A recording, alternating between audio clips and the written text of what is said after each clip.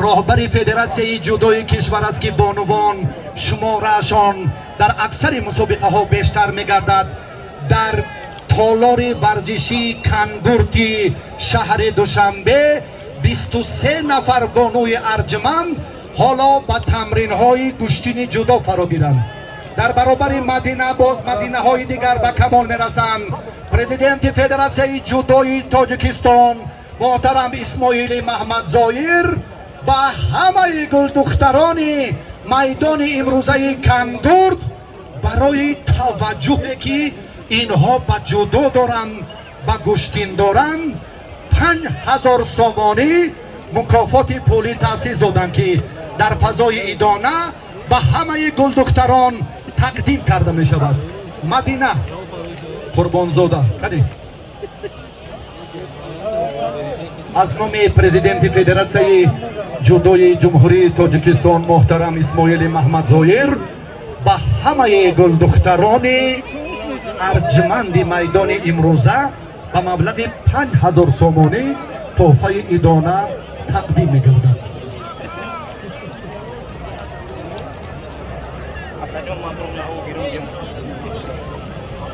مدینه قربانزاده اینجا بیو.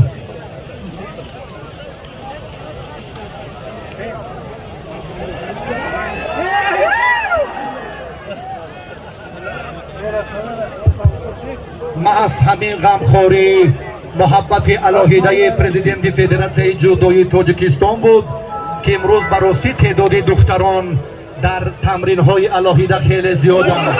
این عزیز از ناحیه خراسان آمد، اینهای دیگر از ناحیه فرخار و واسه و همدانی و کولاب و باختر و دیگر منطقه ها آمدند.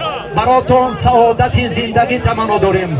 اکای انور قربانوف شخص متصدی مسئول و موظف و ارجمندترین فردی که ما و شما را اینجا جمع آوردند برای نتیجه های ارزنده و گلدختری تاجیک مدینه قربانزاده автомашинаи сабукрови مرسدس بنز را تقدیم می نمایند.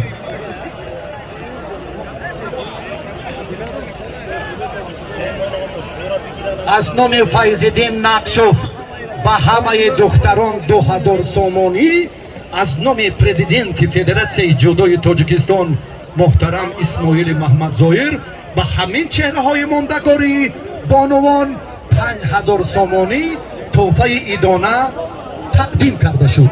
حالا رئیس حکومت ناحیه تیمورملک کلید автомашинаи سبوکروی مرسدس بنز را با دختری تاجیک و گلی که رشدی به میلان جودو را در قاره آسیا و دیگر منطقه ها برجسته نشان دادند.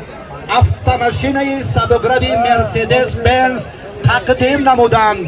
یک کفکوبی صمیمانه میکنیم. این بالای این شد. آفرین نصرالدین زاده. سعادتمند باشد.